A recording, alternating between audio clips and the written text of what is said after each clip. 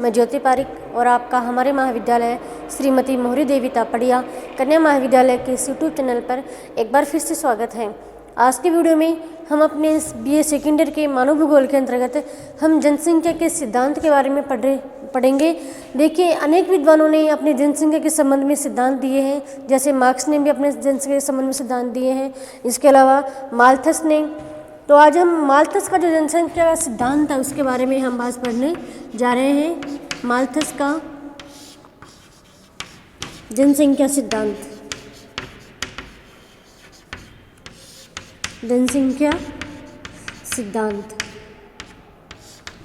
देखिए, माल्थस एक ऐसे विचारक थे जिन्होंने जनसंख्या के अध्ययन को सामाजिक विज्ञान के क्षेत्र में लाकर उसका वर्णन किया, उसका अध्ययन किया और उन्होंने अपना जो सिद्धांत प्रस्तुत किया वो क्या था 1798 में। 1798 में उन्होंने अपना जनसंख्या के संबंधित जो सिद्धांत था वो प्रस्तुत किया और उनका जो प्रयोजन था या फिर उनका जो उद्देश्य था वो था मानवतावादी उद्देश्य, मानवतावादी प्रयोजन। इस सिद्धांत को देने का उनका उद्देश्य मानवतावादी प्रयोजन था। मतलब जो गरीब जो लोग हैं उन गरीब लोगों का कुछ भला हो सके, उनका जो कल्याण हो सके, इसके संबंध में उन्होंने मतलब उनका जो मुख्य उद्देश्य क्या था, मानवतावादी उनका उद्देश्य था। उसके बाद उन्होंने पूंजीवाद का समर्थन भी किया अपने सिद्धांत में। किसका? पूंजीवाद का समर्थन। उन्होंने अपने सिद्धांत में पूंजीवाद का समर्थन किया। ठीक है। उसके बाद हम देखें तो पश्चिमी यूरोपीय देशों पर आधारित उनका जो दृष्टिकोण था, पश्चिमी यूरोपीय देशों पर आधारित, पश्चिमी यूरोपीय देशों पर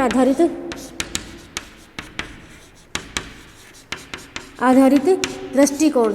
मतलब उन्होंने ये सिद्धांत देने से पहले अपने जो पश्चिमी यूरोप के जो देश हैं उनके पश्चिमी यूरोप के देशों का उन्होंने अध्ययन किया और उनका विश्लेषण किया और उनका जो आधार है, उनका जो सिद्धांत है, उनका जो सिद्धांत किस पर आधारित है, जो पश्चिमी यूरोप के जो देश हैं उन देशों के दृष्टिकोण पर उनका ये सिद्धांत आधारित है।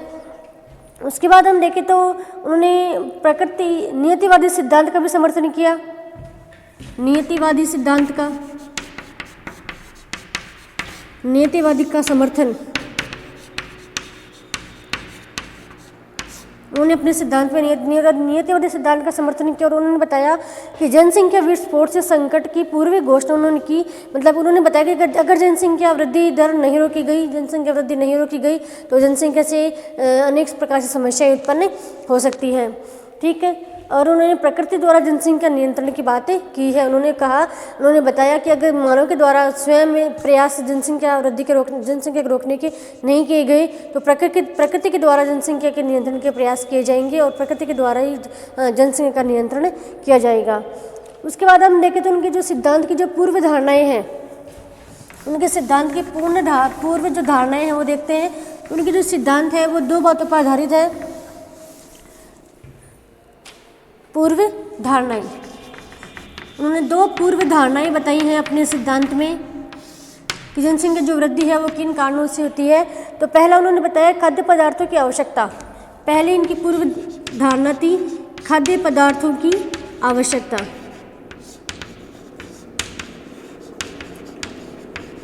पहले इनकी पूर्व धारणा थी जनसंख्या वृद्धि के संबंध में खाद्य पदार्थों की आवश्यकता और दूसरी इनकी धारणा थी कि दो लिंगों के बीच मनोभाव, दो लिंगों के बीच मनोभाव की स्थिति, मनोभाव। माल्थस ने बताया कि जनसंख्या वृद्धि का जो कारण है कि जो जनसंख्या वृद्धि का सिद्धांत उन्होंने दिया तो उन्होंने बताया कि उन्होंने दो पूर्व धारणाएं मानी। उन्होंने बताया कि खाद्य पदार्थों की जो आवश्यकता है उसकी वजह से भी जनसंख्या वृद्धि हो रही है और दूसरी जो कारण है वो है कि दो लिंगों के बीच मनोभाव, मतलब सेक्स की जो इच्छा है उसकी वजह से भी जनसंख्या का वृद्धि निरंतर हो रही है। तो उन्होंने दो पूर्व धारणाएँ बताई। उसके बाद हम देखते हैं उनकी जो मूलभूत अवधारणा है, उनके सिद्धांत की मूलभूत अवधारणा।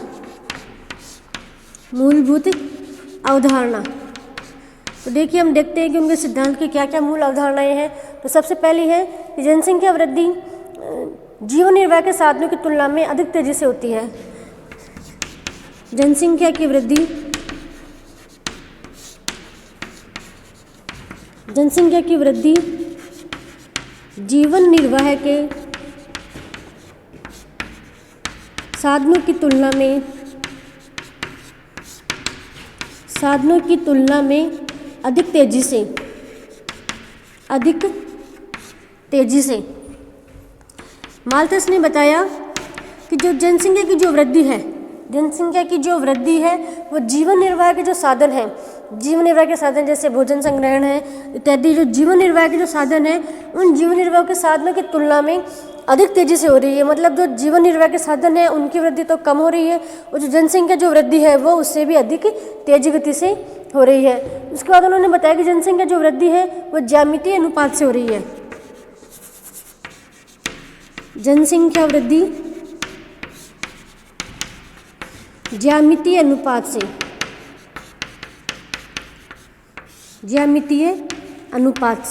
यानी ज्यामितीय अनुपात मतलब डबल, जैसे 2 फिर 4 फिर 6 8 10 और 12, इस प्रकार से ज्यामितीय अनुपात से जनसंख्या वृद्धि हो रही है। और जो जीवन निर्वाह के जो साधन है, वो है अंकगणितीय अनुपात से। निर्वाह के साधन और निर्वाह के साधनों की वृद्धि किस प्रकार से हो रही है? अंकगणितीय रूप से, जैसे 1 2 3 4 5 इस प्रकार से। मतलब जो इस बात से हमें स्पष्ट पता चलता है कि जो जनसंख्या जो वृद्धि है वो बहुत तेज गति से हो रही है। किसकी तुलना में? जीवन निर्वाह के साधनों की वृद्धि की तुलना में। मतलब जीवन निर्वाह के जो साधन है वो तो बढ़ रहे हैं, अंकगणितीय मतलब 1 2 3 4 5 ऐसे। अब देखो कहाँ तक ये 5 पहुँच गए और यहाँ पर 12, ठीक है।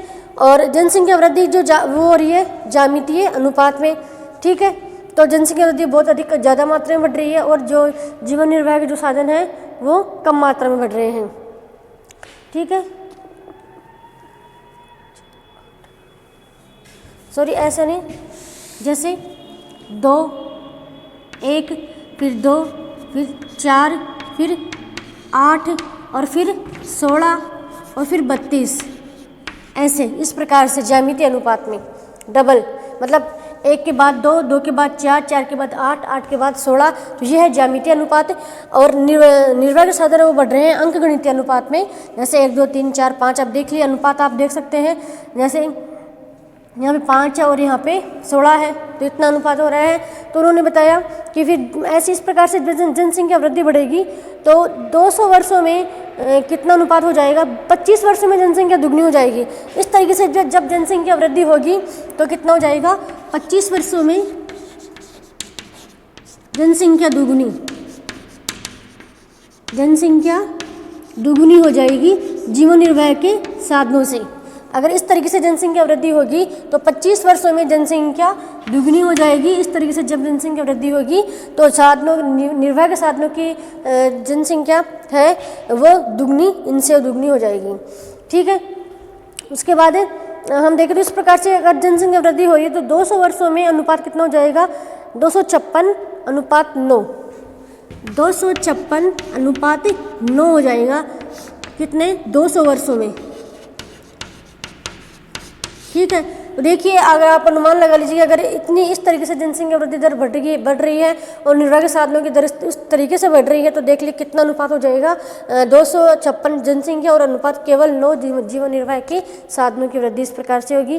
तो उन्होंने आगे बताया कि यदि जनसंख्या वृद्धि दर अगर सकारात्मक रूप से नहीं रोकी गई, आगे माल्थस ने बताया है कि अगर इस तरीके से जनसंख्या वृद्धि हो रही है और मानव के द्वारा जनसंख्या वृद्धि पर नियंत्रण नहीं किया गया तो प्रकृति के द्वारा जनसंख्या पर नियंत्रण किया जाएगा। और जो उन्होंने बताया सकारात्मक अवरोध किसे कहा? जो प्रकृति के द्वारा तो जनसंख्या वृद्धि दर को नियंत्रण किया जाएगा उसको उन्होंने सकारात्मक अवरोधक कहा। और प्रकृति के द्वारा किस तरीके से किया जाएगा? जैसे समय समय पर युद्ध होते रहेंगे, अकाल पड़ता जाएगा, अकाल, सूखा, बाढ़, इस तरीके से समय समय पर इस तरीके से प्राकृतिक आपदाएं आती रहेंगी, जिससे जनसंख्या पर नियंत्रण लग जाएगा। तो यह इस प्रकार से माल्थस कहते हैं कि अगर इसी तरीके से जनसंख्या वृद्धि दर बढ़ती रही और मानव ने स्वयं से खुद ही अपना जनसंख्या पर नियंत्रण नहीं किया, तो प्रकृति के द्वारा जनसंख्या पर नियंत्रण लगाया जाएगा। और जिसे मानव ने क्या कहा गया, सकारात्मक अवरोधक कहा। और किस तरीके से लगाया जाएगा प्रकृति के द्वारा नियंत्रण, जैसे समय समय पर युद्ध आकर, अकाल आकर, सूखा और बाढ़ के द्वारा नियंत्रण हो जाएगा। और दूसरा उन्होंने कहा निवारक अवरोध। निवारक अवरोध के बारे में उन्होंने बताया कि मानव के द्वारा ही जनसंख्या नियंत्रण के प्रयास किए गए। उन्होंने बताया, जिसको बताया निवारक अवरोध 2 प्रकार से होते हैं। तो पहले होता है नैतिक अवरोध, पहले उन्होंने बताया नैतिक अवरोधक, और दूसरा बताया अनैतिक। मानव के द्वारा जो जनसंख्या के नियंत्रण के प्रयास किए गए, उन प्रयासों को उन्होंने कहा निवारक अवरोध। और निवारक अवरोध 2 प्रकार से होते हैं, नैतिक अवरोध और अनैतिक अवरोध। और नैतिक किस प्रकार से होते हैं, जैसे जन्म में आयु में स्थगन, विवाह की आयु में स्थगन, विवाह में आयु में वृद्धि, विवाह में आयु में वृद्धि करके, ठीक है। इसके अलावा गर्भपात और विवाह की आयु में वृद्धि करके, और जन्म नियंत्रण, इस प्रकार से जन्म नियंत्रण, इन तरीकों से सकारात्मक रूप से जनसंख्या में नियंत्रण किया जा सकता है। और अनैतिक में नियंत्रण के बारे में हम देखें तो वेश्यावृत्ति पर रोक, वेश्यावृत्ति पर रोक लगाकर भी जो जनसंख्या जो वृद्धि है वो नियंत्रण की जा सकती है। तो ये अगर माल्थस के विचार हैं, तो माल्थस ने बताया कि अगर मानव के द्वारा जनसंख्या की वृद्धि में नियंत्रण नहीं किया गया, तो प्रकृति के द्वारा नियंत्रण किया जाएगा। उसने प्रकृति के द्वारा जो नियंत्रण किए गए उसको उन्होंने बताया सकारात्मक अवरोध, और मानव के द्वारा जो नियंत्रण किया गया उसको बताया उन्होंने निवारक अवरोध। और निवारक अवरोध 2 प्रकार से 2 तरीके से किए जा सकते हैं, ठीक है। फिर उन्होंने बताया कि गर्भ निरोधक पर विवाह में स्थगन की जो वरीयता उन्होंने दी, मतलब उन्होंने बताया कि उस समय जब भी उन्होंने सिद्धांत दिया था, उस समय गर्भ निरोधक के जो साधन थे वो इतने नहीं थे। तो उन्होंने बताया कि विवाह की आयु में वृद्धि करके ही ज़्यादा, विवाह में स्थगन करके ही जनसंख्या जो वृद्धि है वो रोकी जा सकती है। उन्होंने इससे को वरीयता दी, स्थगन को वरीयता। उन्होंने ज़्यादा महत्व इसी चीज़ के ऊपर दिया कि विवाह में ही आयु में वृद्धि की जाए, ठीक है। और उन्होंने अगला जो उपाय बताया वो बताया कि गरीब वर्गों को स्वनियंत्रण की ओर प्रेरित करने के लिए उन्होंने मध्यम वर्ग का आह्वान किया। उन्होंने बताया कि जो गरीब जो लोग हैं उनका जो माइंड इतना डेवलप नहीं होता है, तो वो इस चीज़ के बारे में इतना नहीं सोच पाते हैं। तो इसके लिए उन्होंने किसका महत्व दिया, जो मध्यम वर्ग के जो लोग हैं उसका उन्होंने आह्वान किया। और मध्यम वर्ग के जो लोग हैं वो गरीब वर्ग के लोगों को समझा सके इस चीज़ के लिए, उससे जनसंख्या में जो नियंत्रण आ सके, ठीक है। उसके बाद उन्होंने बताया कि इन प्रयासों पर द्वारा कुछ समय के लिए सकारात्मक अवरोधों को स्थगित किया जा सकता है। अगर इस तरीके से जो पाए गए मानव के द्वारा, तो कुछ समय के लिए जो सकारात्मक अवरोध है इन पर नियंत्रण अपने आप ही हो जाएगा, ठीक है। तो ये है जनसंख्या के नियंत्रण का सिद्धांत माल्थस का। तो माल्थस के सिद्धांत पर उन्होंने सबसे चीज़ उन्होंने यही बताई कि जो जनसंख्या वृद्धि है वो तो बढ़ रही है ज्यामितीय अनुपात में, और जो साधन है, जो निर्वाह के साधन है वो बढ़ रहे हैं अंकगणितीय अनुपात में। और अगर इस तरीके से जनसंख्या वृद्धि दर होती गई तो 25 वर्षों में जनसंख्या दुगनी हो जाएगी, और 200 वर्षों में जनसंख्या का अनुपात हो जाएगा 256:9। इस प्रकार से इतनी तेजी से जनसंख्या वृद्धि बढ़ रही है, तो इसको नियंत्रण करने के लिए मानव के द्वारा प्रयास किए जाने चाहिए, ठीक है। तो ये हमारा जनसंख्या का माल्थस के द्वारा बताया गया सिद्धांत ये हमारा कंप्लीट हो गया है। तो नेक्स्ट वीडियो में हम नेक्स्ट जो सिद्धांत है जनसंख्या का उसके बारे में पढ़ेंगे। तब तक के लिए धन्यवाद।